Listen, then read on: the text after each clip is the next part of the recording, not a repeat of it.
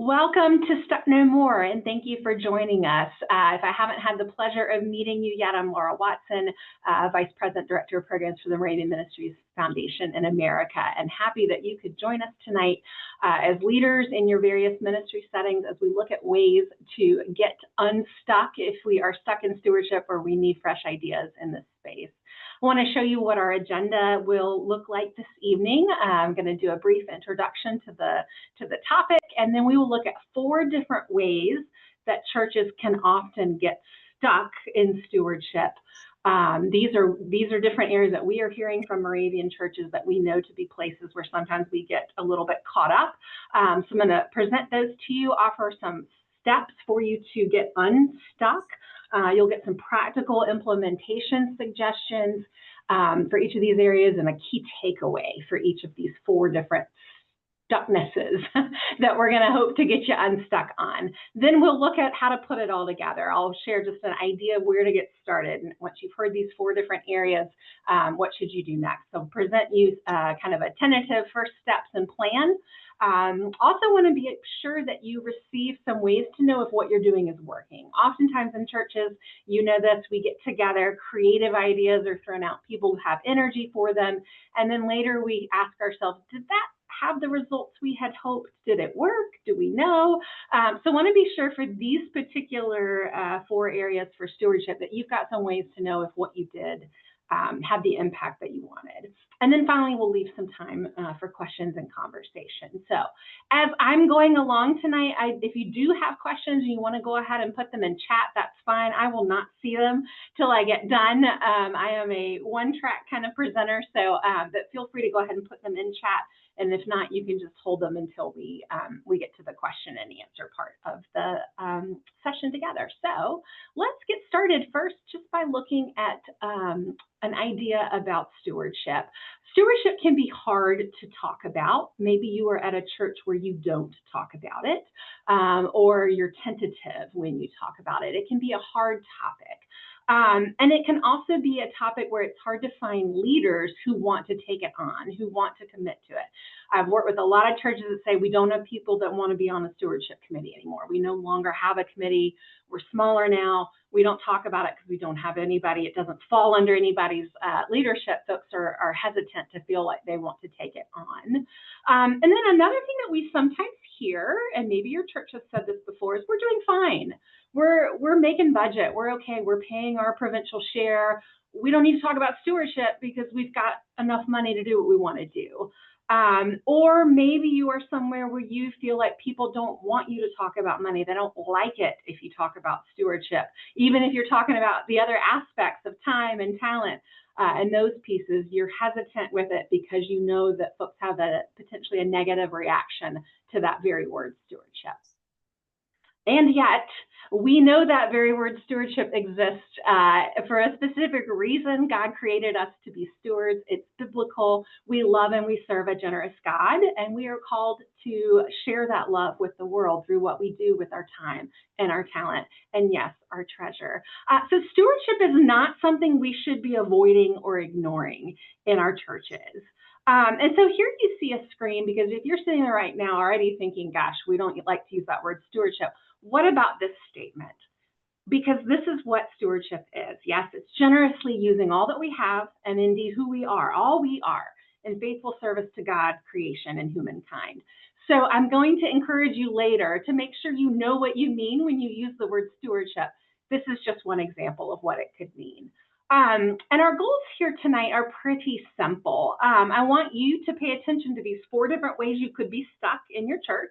And if any of them are true for you, which of the suggested solutions and steps are right for your ministry? As you know, there is no one-size-fits-all approach to stewardship. MMFA does not have a magic formula that I will give you and you'll all use it and it will look the same in every church and it will produce what you want it to produce. Every church is different. And so I definitely want you, as you're listening to the ideas that I'm going to suggest, you may hear one and say, nope, that would not work here. or yes, that's definitely something that we think we want to try. So again, listening to the 4 different ways you can be stuck with stewardship and seeing which ones resonate for you and which ones you feel like are areas that you want to focus on between now and the end of the year, and then even going into 2026. So that being said, without further ado, let's start getting unstuck together. So let's look at this first area where we sometimes can become stuck. And I called this a financial focus misalignment. So what does that mean? A lot of churches, especially if you start to get anxious around money and how much is coming in, how much is being spent, begin to lead with a financial need frequently. We need this much money to meet budget this month. We are behind this much. We need this much to fix our roof, etc. Rather than talking about stewardship as a biblical faith concept. So we end up sounding like fundraisers and not faith leaders. So here you see on this slide the different impacts that can have. So as we start only focusing on the financial needs of the church, we are pulling people away from the discipleship that's part of biblical stewardship. And that doesn't lead to the results that we're hoping for. More often than not, it leads to, number 2, decreased engagement. People start to become less connected if they feel like all they're hearing about is money all the time and the church's need for it. And I'm sure you've experienced before a solicitation, maybe from your college or a nonprofit that you're connected with, where they're asking for money and you may have felt just like a checkbook and not like a human being who mattered. So we want to make sure as we're thinking about becoming unstuck that we are not accidentally treating our folks like ATMs and that we are treating them as who they are, which is a valued part of our congregations, the body of Christ. And then finally, you see that sometimes if we're focusing too much on the financial needs of the church, when we talk about stewardship, then that becomes sort of short-term thinking. We got to pay our bills. We've got to get through the end of the quarter, whatever that looks like. It can shut down any kind of discernment around where is God calling us? What needs do we see in our community that we feel gifted to address? We want to respond. A lot of that kind of conversation and thinking starts to die out. And the conversations again become centered on the church's budget, the church's needs, and not on God, the needs of the community and the neighbors and those kinds of things. And so your vision and your ability to think long-term just slowly diminishes because of this focus on finances and the sort of short-term way that can be communicated with the congregation. So another thing that we see in this area, maybe you've experienced this some too, is if you're approaching stewardship as sort of an episodic, we ask for money here, we ask for money there, you're not creating reliable income streams. You're getting a burst of money when you ask, a burst of money when you ask, but not a steady, ongoing stream of income from your folks that you can count on and rely on. And that makes it really hard to do the ministry of the church. And it doesn't give people the chance to make a commitment to God's work through your church. So 3 impacts that this can have. Now let's look at how to get unstuck. What does that mean? It means embracing biblical and vision or mission-driven stewardship. So first and foremost, what does the Bible say about stewardship? Use Jesus's words. Make sure that you are anchoring everything in Scripture. If you've attended any MMFA stewardship event in the past, you have heard this before. You get to hear it again, making sure that you are preaching and teaching what the Bible says about stewardship. Connecting dollars to mission. Every line item in your budget should tie back to ministry outcomes. So you've got a line item budget that you're looking at. It's got your electrical bill, let's say. What does that mean for ministry? The lights are on. We paid the bill. Look at what was happening when those lights were on. So being able to make sure that every dollar is connected with mission and ministry. Third, you see, tell your ministry story first. Share what God is doing through your church before you start talking about what it costs. Sometimes we think that we're telling stories well, we're communicating well about the life and activities of the church, but then lo and behold, people aren't aware of what's going on and they're hearing yet again another ask to contribute money to support various things. So make sure you're telling that story first, that impact. That's really important, especially if you've got folks in your pews that are in a younger generation, i.e. at this point, I think, in their 50s and younger, they're really loving to hear about the impact the ministry is having and want to support that. So make sure you're telling those stories. And then finally, again, treating stewardship as discipleship, not fundraising. You all know that what we do with all that we have is part of our relationship with God, but God doesn't want our money. God wants our hearts. So how do we help people understand that their choices that they make around time or talent or treasure, anything that God has entrusted to them that they are stewarding, what they're doing with those things is impacting their relationship with God, not the church's bottom line, because that relationship with God is what you're working on and forming stewards, not worrying about that impact on the church's bottom line. Now we're going to look at 4 different ways that you could possibly, some steps you could take to try to get unstuck if you've got a financial focus and you're kind of misaligned with how you're talking about stewardship. You see in that top left quadrant a leadership retreat. For several years now, MMFA has been saying to churches, it's really key that you get your board unified, or whether it's trustees, elders, everybody. If you have a stewardship committee, great. Leaders come together for several hours of intentional time to look at what does the Bible tell us about stewardship, what do we in this community of faith believe about it, what do we mean when we use the word, etc., and then aligning that with whatever vision or mission that you have as a church, and then setting some goals. I know most of you are probably at a church that has some kind of annual board retreat, annual board meeting, especially if you've elected new people onto your board. You bring those folks together, and I would imagine your agenda's pretty set and it's pretty full. Oftentimes we hear from people, we don't have time to get into this. You can't afford not to get into it, because this is the foundation of your ministry. Folks' support of it, again, with their hours, with their money, is key for you to be able to do the work that God's calling you to do. So taking some time to make sure your leaders understand that. And before you start talking about stewardship, making sure you know together, this is what we mean when we say it. I have yet to sit with a church group of leaders, whatever they look like, where everybody would say the same thing about stewardship. So it's really important that you make sure that you have some agreement around what it means and what you want the congregation to understand about it, etc. So again, leadership retreat is a great way to come at that. MMFA, happy to provide suggestions of an outline for you, happy to lead it, however we can help.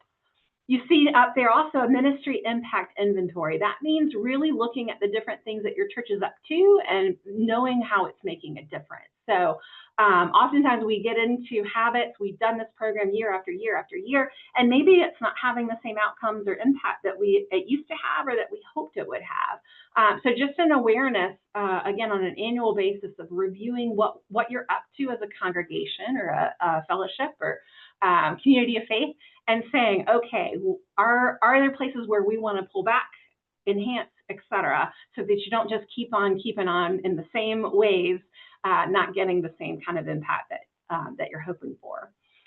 Vision statement development, again, this is just having language that connects what your church is up to with stewardship. This is this kind of stuff you would say to me if I visit you on a Sunday and I ask, hey, what are you guys all about? What are you up to as a church? And you're convincing me of why I should come back and why I should be a part of your community of faith. So that oftentimes is kind of your vision, your mission type statement. So it's worth having something, a sentence or two that you can utilize and help people see, hey, my gift of time is helping us do this. My gift of some dollars in the offering plate is helping the church do what? So being able to have answers for that. And then finally, stories, stories, stories. Can't say it enough. Jesus told stories. We've got great stories in our ministries. We are humble. We don't want to brag, so sometimes we don't tell those stories as much as we should. Those stories are inspirational. Again, you've got generations of people possibly in your pew that didn't grow up with the church being the center of their life. They don't have that same absolute trust in the church, that lifelong experience that a lot of maybe your folks in an older generation have. So they love to hear those stories of impact and how lives are being changed, etc. So making sure that you're telling those absolutely more than you're talking about money. And you're never talking about money without talking about the ministry, etc., that's taking place. So these are just 4 examples. There are a lot of other things that you could do to get out of a misalignment kind of stuck situation, but just wanted to give you some practical things to consider. But I absolutely, as we look at some the key takeaway here, want you to be thinking about how you're centering everything on God. Again, it's not about the church's needs. It's about our need to be participating in what God is up to. It's who we are as children of God, as believers, followers of Christ. So making sure that that is front and center for your stewardship efforts, and then really connecting people on an emotional level with whatever vision and impact you're making in your community and with one another. So that is our first stuck, that misalignment, focusing heavily on finances with missing the biblical vision mission piece that really is what inspires folks to be generous. Let's look at another area where sometimes we can get stuck. And I called this one financial secrecy. And I don't think any churches are intending to be secretive about money, but sometimes it happens. So when we do small group conversations and work with churches around stewardship, a lot of times people say, I'm not really sure how the church is using this money. Maybe there's a reluctance to give or a little bit of suspicion. We have an endowment, not sure how it's being spent. So-and-so passed away and left a bequest to the church. What happened with that money? That kind of thing. Again, most churches are not intentionally being secretive, but it can happen. So here you see some specific examples around this. You've got a select group of folks involved with financial decisions, budgeting, etc. Those meetings take place, and then it's not shared out with the congregation. I am not saying that everyone in the congregation needs to be invited as your trustees are forming a budget. They have elected those folks and entrusted them with that work, and they're going to do that work well. But making sure that those doors aren't closed, and I'll give you some specific examples of how you can do that here on the next slide. Number two, you see what's sort of thought of as money mysteries. Again, not knowing or understanding how the church is using money. We do hear from folks a lot, hey, we tell people it's here, it's there, it's shared verbally, it's shared online, it's shared in print, and yet folks still seem to not know about it. Well, tell them again. Make sure those ways that you're communicating are effective and working and reaching people. And I think a lot of times where this mystery conversation comes up in churches too is around provincial share, district assessments if you're in the northern province, and folks just don't understand why that money goes. It's a tax we have to pay. They don't know the shared ministries that it's supporting. So being able to clear that up for people is really important as well. And then finally, sometimes we ask people to give, there's a crisis, we have a special appeal, and we don't give them adequate explanation or even follow-up. We invite them to give, they do, and then they don't hear what happened as a result. So that's a way sometimes where we unintentionally can be secretive about what's going on with money. So let's look at how to get unstuck here. So you're going to build trust by being as transparent as possible. Specifically, what does that mean? You see their open book, open door approach. So just making sure that financial information is easy to access for everybody, making sure members know who should I ask my questions to if I have them, making sure that those folks respond to questions. You don't know how often I hear from people say, I sent an email, never got an answer, church trustee chair didn't respond to my question about an expense, whatever it may be. So again, making sure people know who to ask and then making sure those folks are providing answers in a timely manner is really important.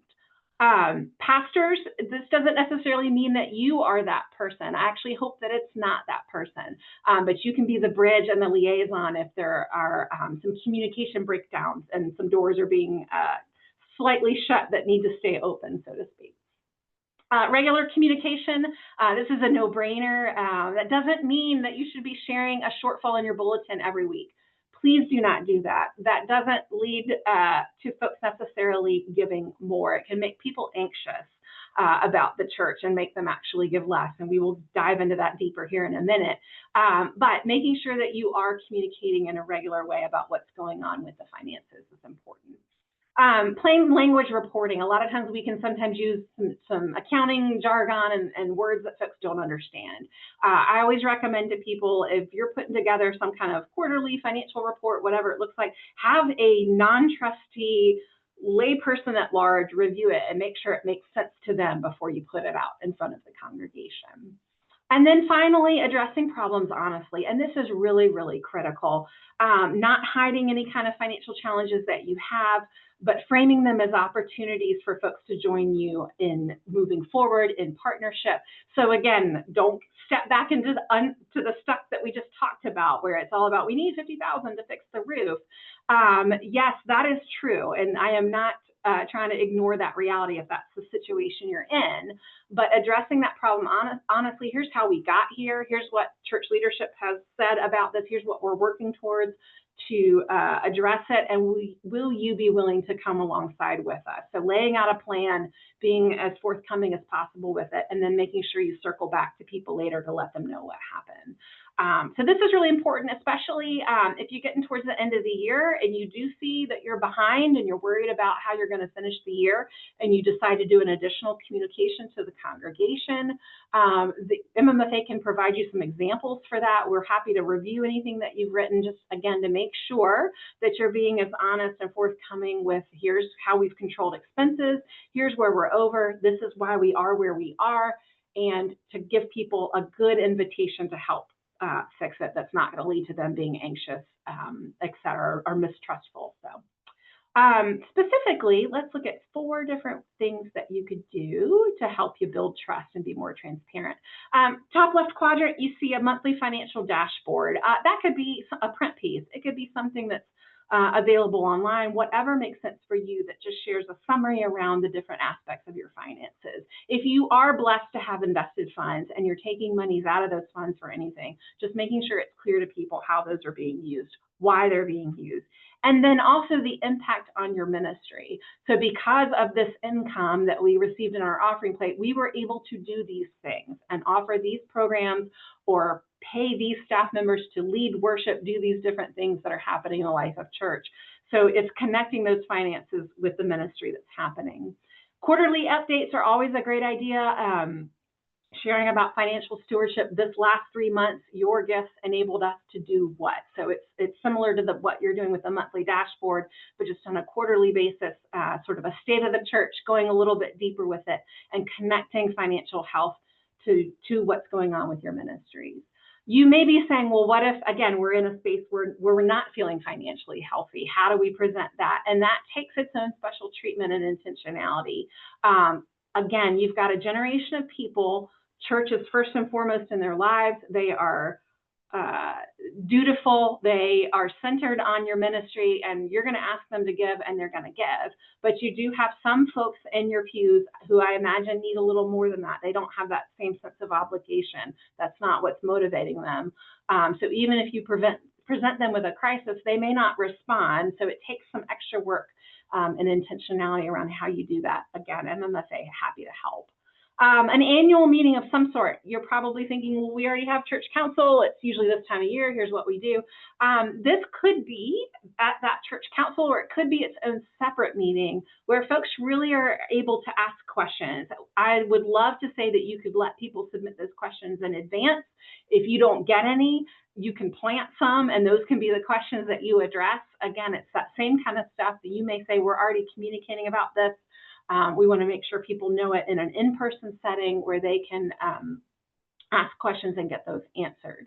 And then finally, you see budget 2 ways. What does that mean? You're doing a line item budget, I'm sure of that, but are you doing a narrative budget? A lot of folks don't speak quote unquote line item budget.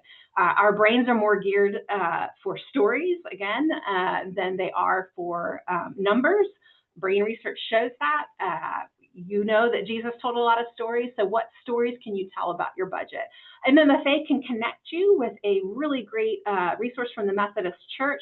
It's a quick series of short videos that you watch that help you understand a narrative budget, and then they give you the template and the tool, and you produce your own budget. We've got 2 or 3 different pastors and churches recently who've utilized it. I'd be happy to connect you with them if you want to hear more about it from them.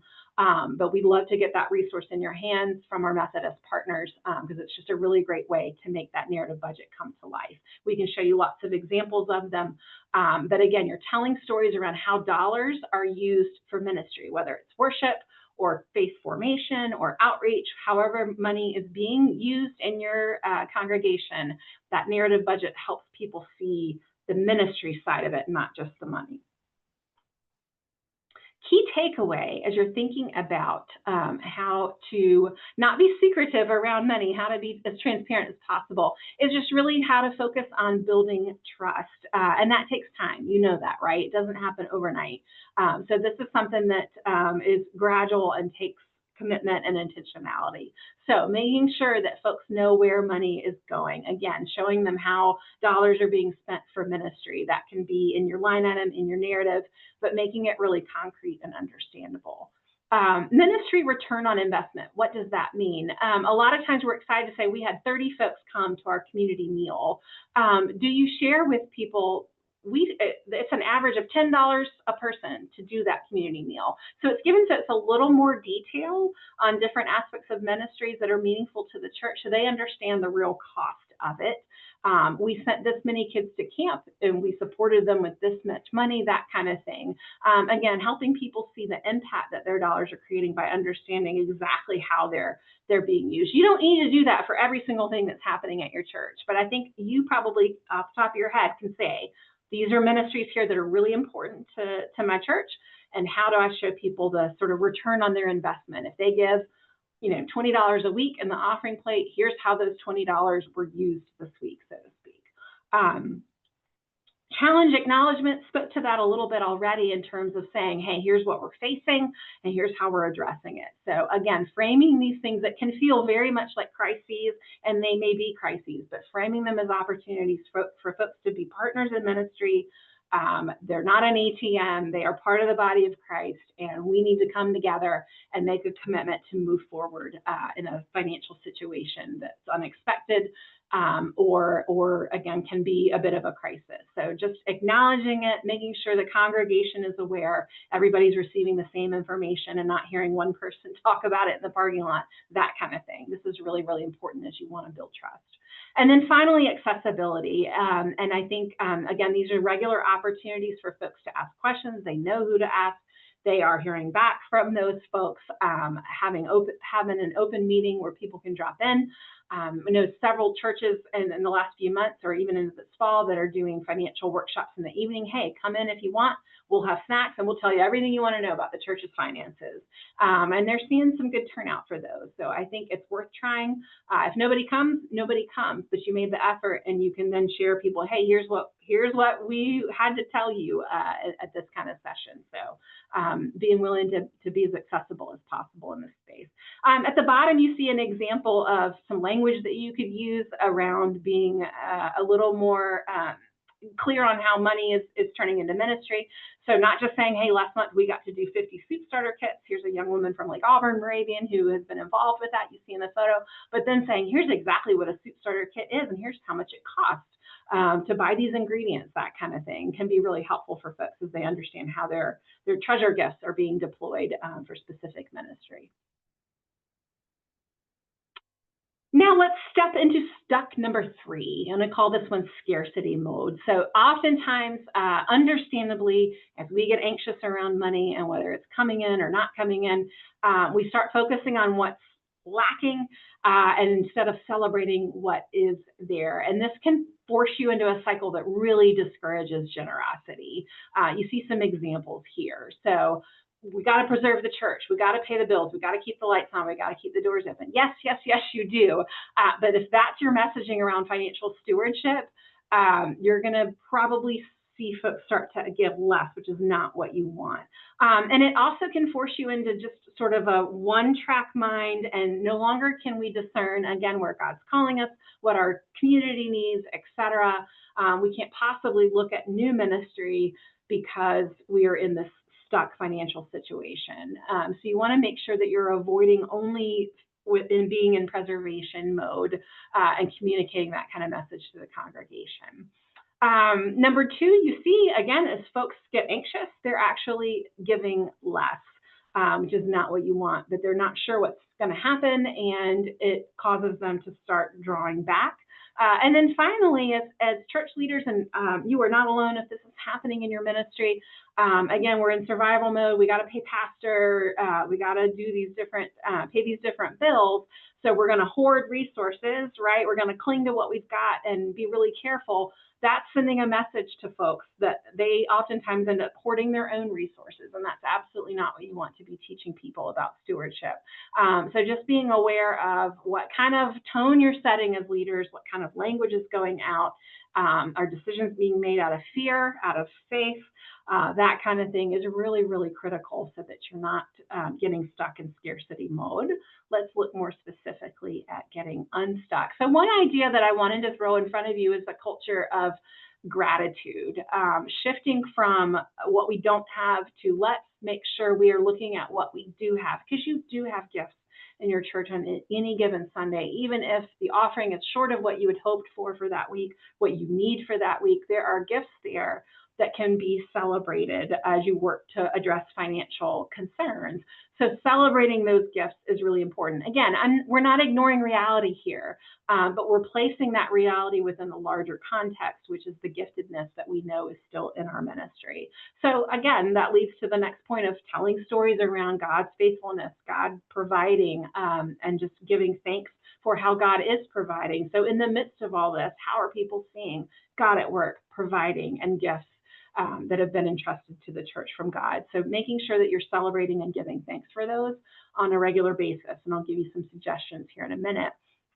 And then Thanksgiving. I'm sure you're in prayer and different moments during worship, there are opportunities for saying thanks, but really making sure that's ongoing, happening in a variety of spaces and places, so that you're contributing to a sort of a continual kind of undercurrent of gratitude and celebration and thanksgiving for the gifts that are there. And then again, highlighting those ministry successes and impact, telling those stories and celebrating them. Oftentimes, because we are humble and we're not giving to get thanks for it, we don't want our name on the side of a building. That leads us as Moravians, I think, to undertell our stories of lives being changed. So as you in any given week see, we had a specific event that happened and something wonderful resulted in it. Being able to celebrate that and give thanks for that with the congregation is really, really key. So 4 different steps you could take here. And let's look first at sort of weekly. I imagine a lot of these are already in place at your church. So that's during worship. That's thank you notes. And I'm not saying that one person is writing all those. I have found, especially with elders, if you have a board of elders, this is work that they love to do. It's easy to say thank you, right?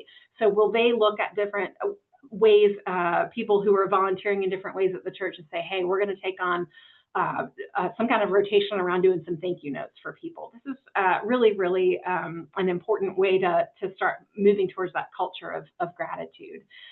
Impact announcements, again, that's sharing the impact we give thanks for the people who came together to make this possible. And then in prayer, and again, that's not just your communal prayer, but giving folks ways to practice gratitude individually at home, on their own time, in families, etc. There's some great resources for that, 7-day devotionals around gratitude, and I think it's worth saying, hey, what do we want to show and offer to the congregation that can become something they're doing on their own on a weekly basis. Monthly celebrations, volunteer appreciation. You've got folks who are leading different things. How do you show appreciation for them?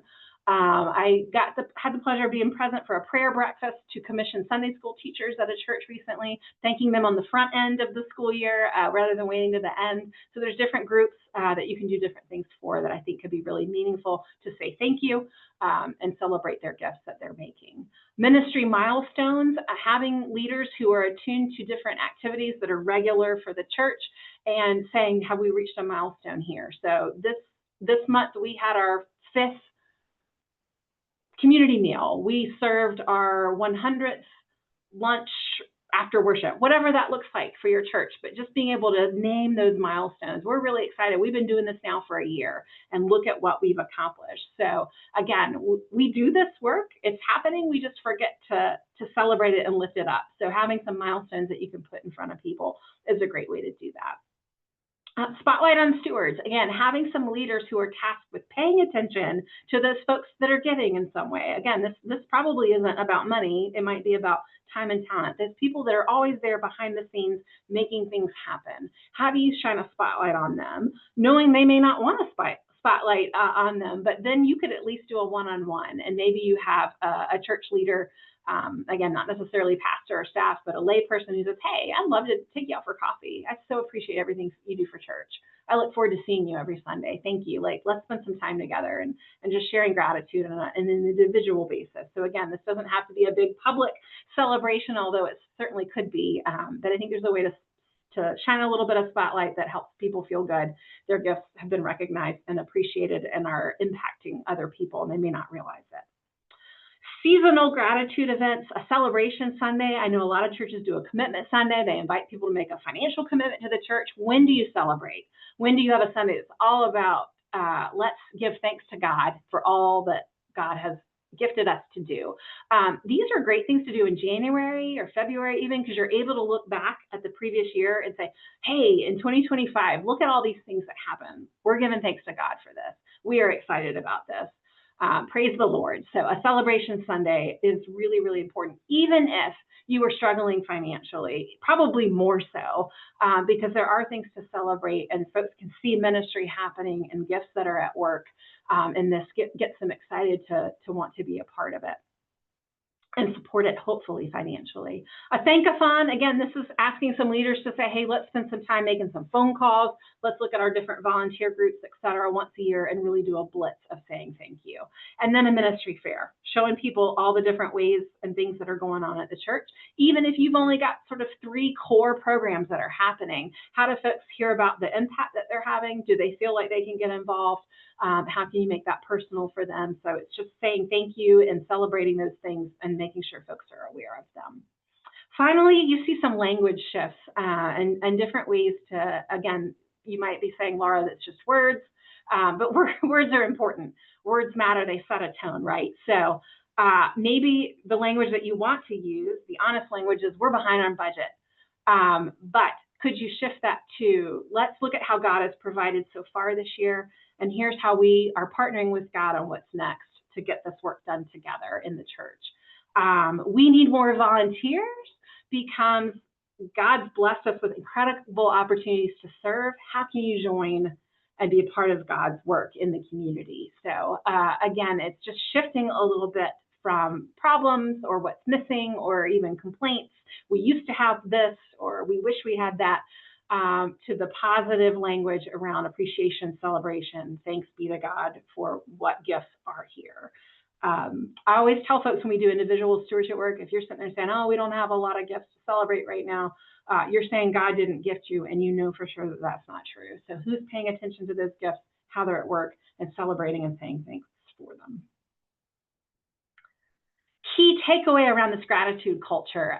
Again, the goal is for it to become consistent, not just something that you're doing occasionally once a year, et cetera, but how can you bake it into everything? Get leaders on board to have that gratitude framework for their work and how they approach it. You're celebrating rather than just informing. So again, oh, hey, everybody, did you know we had 60 kids come pick up bag lunches this past week? Becomes, let's give thanks for everybody that prepared those 60 lunches and for the children that were able to receive them and for the God who loves us all, that kind of thing. So just extending that a little bit, not just informing around numbers, but really celebrating the gifts that made it happen. Absolutely, of course, centered on God. Your gratitude culture is always giving thanks to God for everything.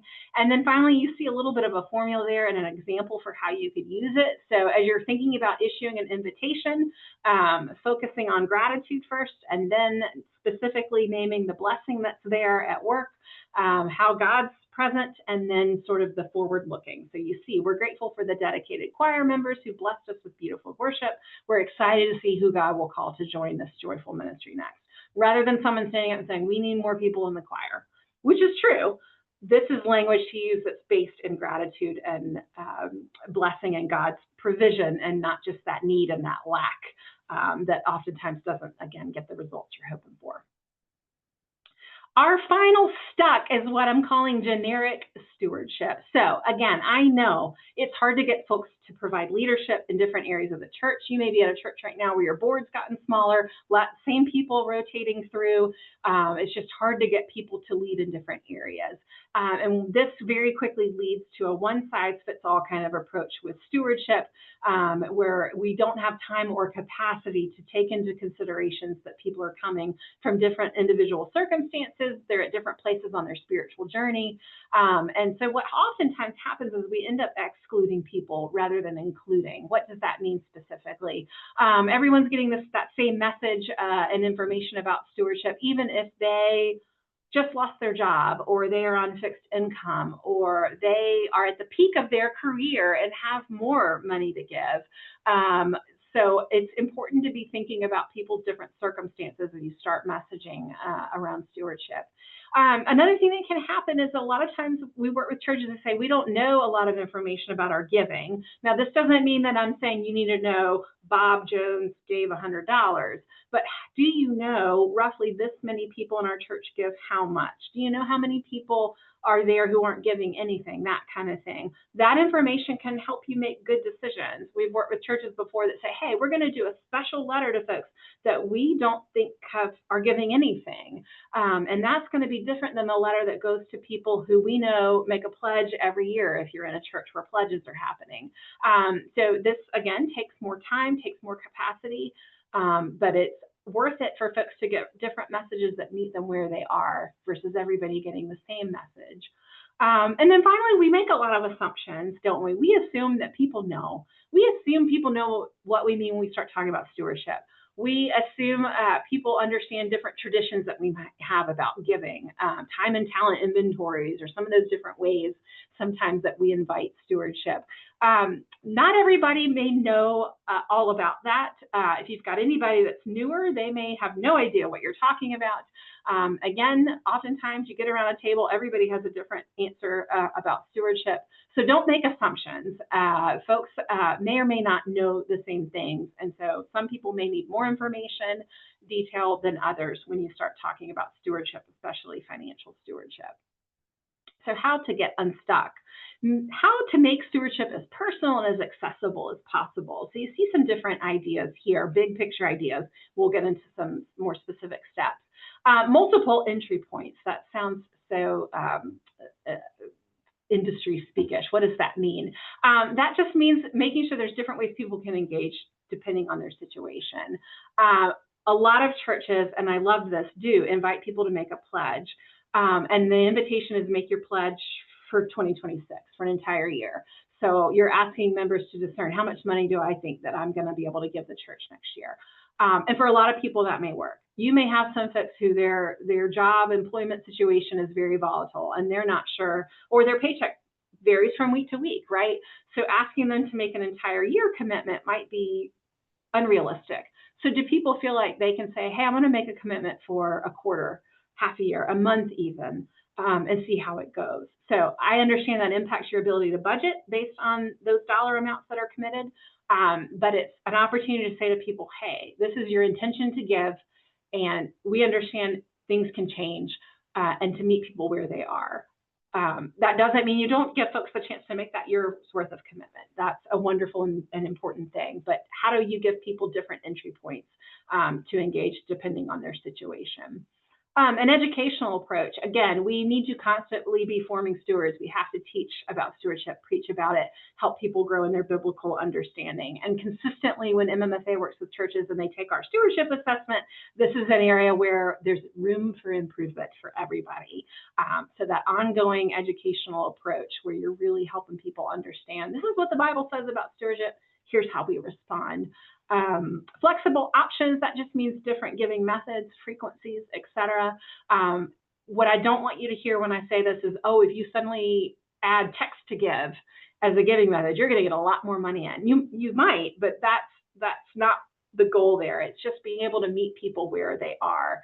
MMFA offers our giving portal. We absorb the fees for that. So if you've got folks that want to give online, if they give to your church through our portal, 100% of that gift comes to you. So there's some different ways people can give and making sure they're aware of those different options and that there's not an expectation that everybody be giving with a certain frequency or anything like that. Finally, spiritual formation. How are we making stewardship personal and accessible? Think about where you are in your own journey, your own relationship with Christ, with God. We're at different points along the way. Nobody's path is the same. We're all different. And our relationship with God is very personal for us. And so how do you speak about stewardship in a biblical way that recognizes that we are on different points along the path? I heard a really great presenter recently say that most mainline Protestant Christians don't go to Sunday school anymore, adults. They stopped going to Sunday school sometime as a young adult. So they're sort of stuck in this moment of formation that meant they stopped going to Sunday school maybe when they were 20, let's say. So you've got those folks, and then you've got people who are loyally learning and coming to your educational offering. So point being, we're all in different places. So it's wonderful to say, how can we offer stewardship, education, formation that meets people in different places along the path, different times of their lives. So let's quickly look at 4 different specific implementation steps you can take in these different areas. So talking again about the educational components. Stewardship 101, again, this is just a biblical foundations of generosity, money management, that kind of thing. I actually talked to some people at my own church on Sunday and asked them, when was the last time you learned anything about biblical stewardship? And they all said, I have no idea. And I would say that my church is a church that talks about stewardship pretty frequently. You may be thinking, Laura, we could offer this class and nobody would come. Okay, that could be true. Let's presume that you're going to do some work to help get them there. What could that look like? Happy to help, because I think having these kinds of educational components are really important as you try to personalize what you're doing with stewardship. Financial health workshops, practical budgeting, debt reduction, that kind of thing. There's several different faith-based programs that are out there that you could offer for the church. We have one that we have partnered with in the past. I could lead those classes online. I could train somebody to lead them, that kind of thing. But just gauging, do people have a need for that in the community right now?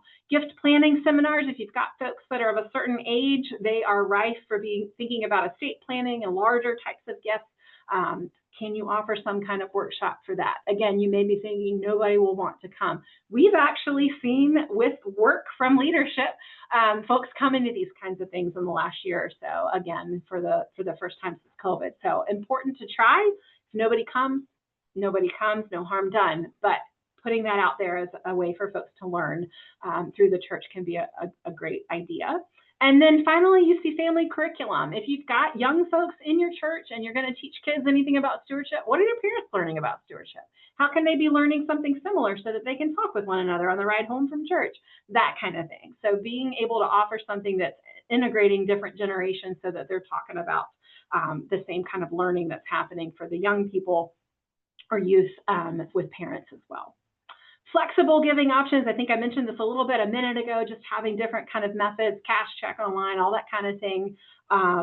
Stock gifts, communicating with folks about the different ways they can give. There's certain times of year, sometimes where you might want to push end of year giving, that kind of thing. MFA has all kinds of articles you can use. Happy to provide you some help with that if you want to focus on anything like that. Different frequencies, again, making sure people know that they give as they are able, that there's not an expectation that they're giving every week or anything like that. I doubt that is there in your church, but just make sure it's not. Different commitments. Again, some churches talk about tithing. A lot of churches do not talk about tithing. Some talk about percentage-based. Some talk about dollar amounts as God leads, approaches, that kind of thing. I think all of these are really important to think about. I worked with some young adults at a church not that long ago who said, we're just starting out and we want to give to the church, but we're not at a 10% place yet. It takes work for folks to trust that they're going to be okay and make that kind of commitment. So is it okay for them to give where they feel like they are and build them and form them as stewards to get them to another point? Yes, it is. So again, this is just being able to message in a way where folks understand that often as the point is that they are giving, and then you start there and grow that generosity through intentionality in other ways. Finally, special opportunities. Of course, you're always going to have those fundraisers, the joyful noise, the kids coming down asking for change for specific things, capital campaigns, emergency needs, all that kind of thing. Those are going to happen. I usually hear from people saying everybody gives to those. So those certainly are needed as part of the different ways that folks are invited to be financially generous. Personal connections, some different strategies here, small group studies, some kind of existing groups that you have, offering some stewardship stuff there. We've got a whole resource about different scripture and small group question guide, that kind of thing, if folks want to take that on in different small group spaces. Conversations, just leading people into some intentional questions and talking about stewardship can prove meaningful. I think what we're seeing, a recent Barna study said that used to be people's participation in worship was the predictor of how much money they would give. Folks who were more often at your church on Sunday for worship gave more money. What's shifted a little in the last couple of years from this particular research is that they're seeing people who are committed in a small group are giving more money.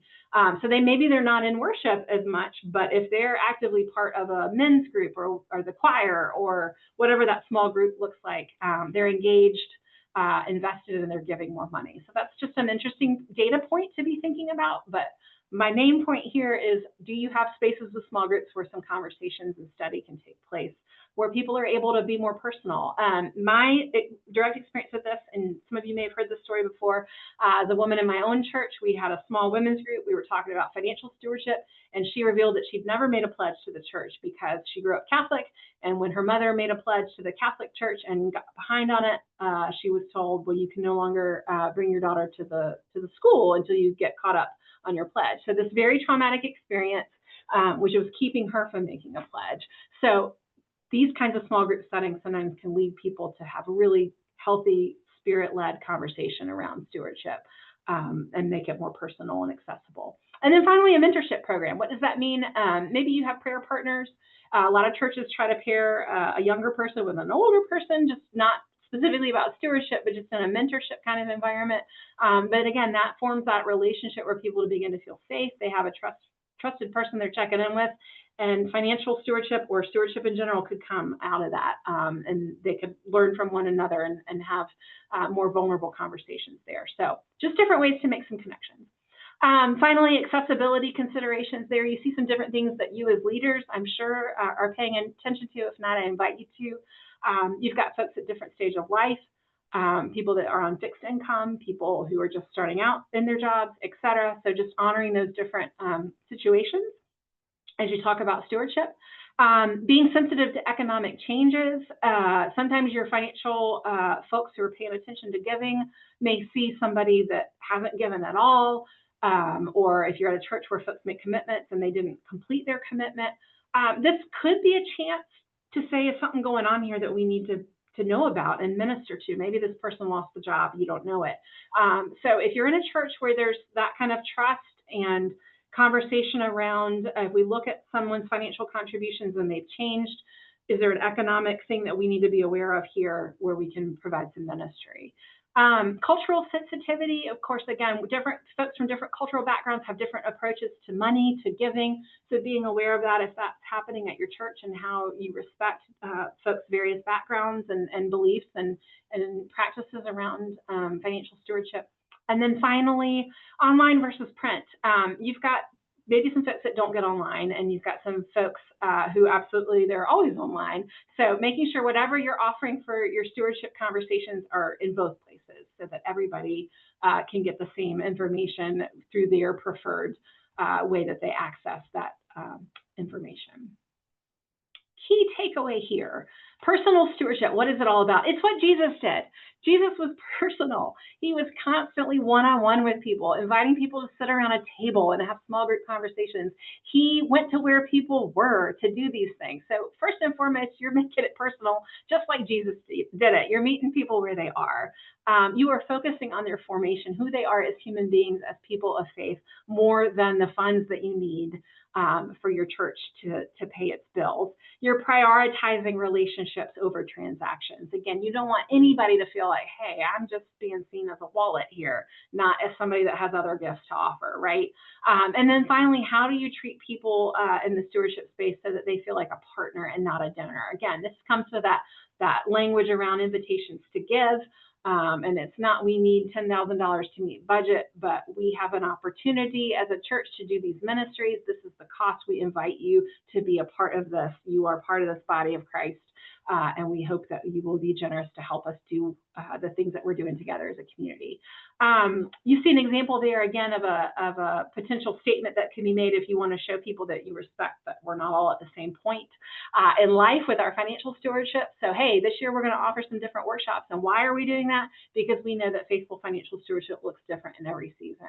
So I read that as a person who's 49 years old, and I say, okay, great. They're going to offer something that's going to help me as somebody that's starting to begin to think about retirement down the road and what that could mean and what should I be doing financially. And reminder, MMFA has people who this is what they do. Chris Spall, he leads this kind of conversation all the time. So you've got resources that could help with that particular example that you see there on the slide.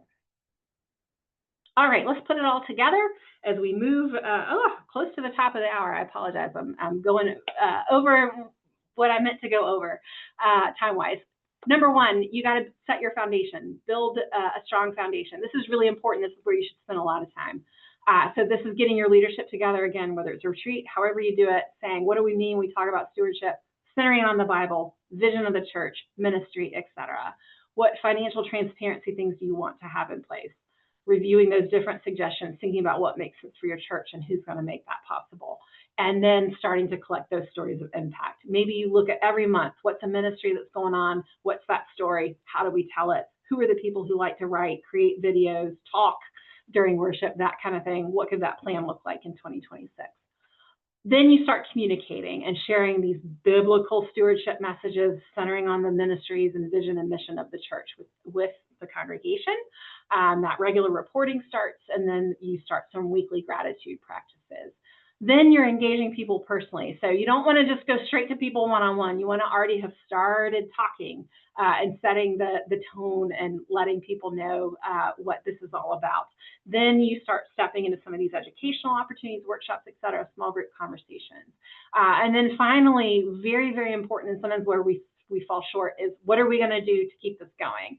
Evaluating, adjusting, don't just set it and forget it. And I'll give you some specifics here in a second. Keep the storytelling going, the gratitude going, ongoing education. This isn't just, oh, we did one workshop one time and everyone should have learned everything they needed to know. So it's how do we keep this going? And having a plan that's built on that. We've got all kinds of guides and templates and calendars. Happy to share any of those with you if that would be helpful. All right, quickly, how do you know it's working? Measurements. Any of you sitting there, I'm going to stereotype trustees. This is often the language that you want, that you're speaking, that you're fluent in. How do we measure these results? So engagement-wise, the obvious one is that you've engaged people in a way that's meaningful, that's biblical, et cetera, and now you're getting the money that you need for your ministry. You've got more folks who are volunteering time and talent. You've got more people present in spaces where you're sharing and being transparent about finances if you decide to do those kinds of meetings.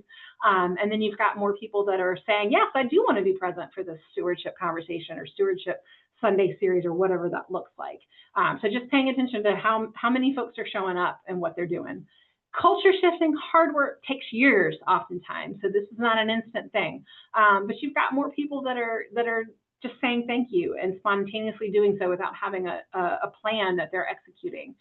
You've got more stories that are being shared. You're not having to ask for them. They're coming out naturally from the congregation.